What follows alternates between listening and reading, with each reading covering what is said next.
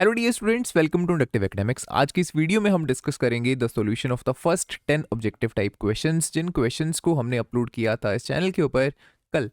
Let's start this video.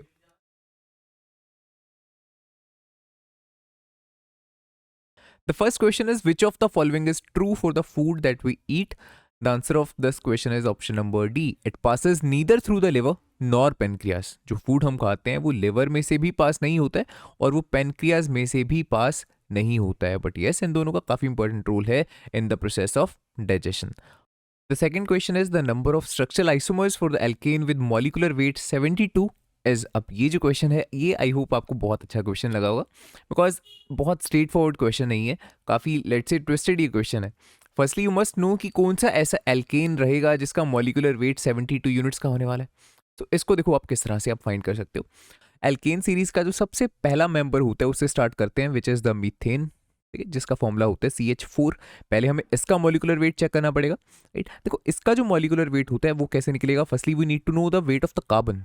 Carbon का जो atomic weight होता है दैट इज 12 यूनिट्स. ठीक है, उसमें हम ऐड करेंगे जो हाइड्रोजन का वेट है. अब हाइड्रोजन का एटॉमिक वेट कितना होता है, 1 यूनिट. अब बिकॉज यहाँ पे 4 हाइड्रोजन जुड़ी हुई है, इट मीन्स यहाँ पे 4 यूनिट्स और वेट ऐड हो जाने वाला है, 4 यूनिट्स. इसका मतलब टोटल कितना हो जाएगा, 16 यूनिट्स. यूनिट्स का मतलब है यहाँ पे AMU, atomic mass units. Okay, similarly जो एल्केन सीरीज का अगला मेंबर है विच इज द ईथेन, जिसका फॉर्मूला होता है C2H6. अगर हमें इसका मॉलिकुलर वेट कैलकुलेट करना हो, now you must be wondering कि ये तो देखो बहुत लेंथी प्रोसेस हो जाने वाला है. अगर इंडिविजुअली हम एक एक करके हम सबका मॉलिकुलर वेट कैलकुलेट करेंगे एंड चेक करेंगे किसका 72 यूनिट्स आ रहा है, नो, हमको देखो इस तरह से करने की जरूरत नहीं है. थोड़ा सा हम शॉर्टकट यहाँ पे यूज कर सकते हैं. वी नो कि जो एल्केन सीरीज का अगला मेंबर होगा उसका मॉलिकुलर वेट इससे 14 AMU ज़्यादा होगा. ये हमें किस तरह से पता, देखो बिकॉज जो एल्केन सीरीज है ये एक होमोलोगस सीरीज फॉर्म कर रही है, एंड होमोलोगस सीरीज की प्रॉपर्टीज में आपने ये चीज डेफिनेटली पढ़ी होगी कि जो अगला मेंबर होता है होमोलोगस सीरीज का, उसका जो मॉलिकुलर वेट है पिछले मेंबर से 14 AMU ज्यादा होता है. इट मीन्स जो इथेन का मॉलिकुलर वेट होने वाला है, we don't need to calculate 16 में, डायरेक्टली हम 14 ऐड कर सकते हैं and the answer is 30 AMU. In the same way let's say अगर हम C3H8 की बात करते हैं तो इसमें फिर से आपको 14 ऐड कर देना and you will get 44 AMU. Similarly जो अगला मेंबर रहेगा ब्यूटेन C4H10, इसका मॉलिकुलर वेट कितना होगा, इसमें फिर से आपको 14 ऐड कर देना है and you will get 58 AMU. Similarly जो अगला मेंबर रहेगा पेंटेन C5H12, इसका मॉलिकुलर वेट कैसे आएगा, इसमें फिर से आपको 14 ऐड करना है and you will get 72 AMU. That means question में जिस एल्केन की बात हुई है that is this one C5H12, because इसका मॉलिकुलर वेट 72 AMU होता है. इट मीन्स अब ये क्वेश्चन फाइनली बहुत इजी बन चुका है. The number of structural isomers for pentane are, pentane के 3 स्ट्रक्चरल आइसोमर्स होते हैं, N-pentane, neopentane and isopentane. Next one is a zygote which has X chromosome inherited from the father will develop into.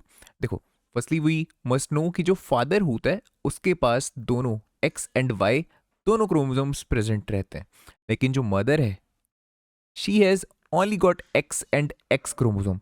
That means जो sex होता है बच्चे का it purely depends on the father. Right, अब अगर father से X and mother से भी X क्रोमोसोम आएगा देन देखो दोबारा ही X एंड X मिल रहा है, मतलब this is a girl.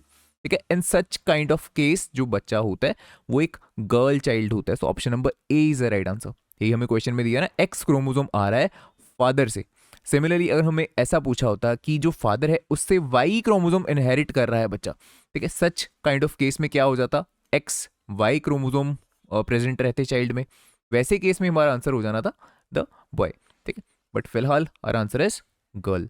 Next one is in peas, a pure tall plant capital T is crossed with pure short plant small t. So देखो capital T को आप cross कर रहे हो small t के साथ.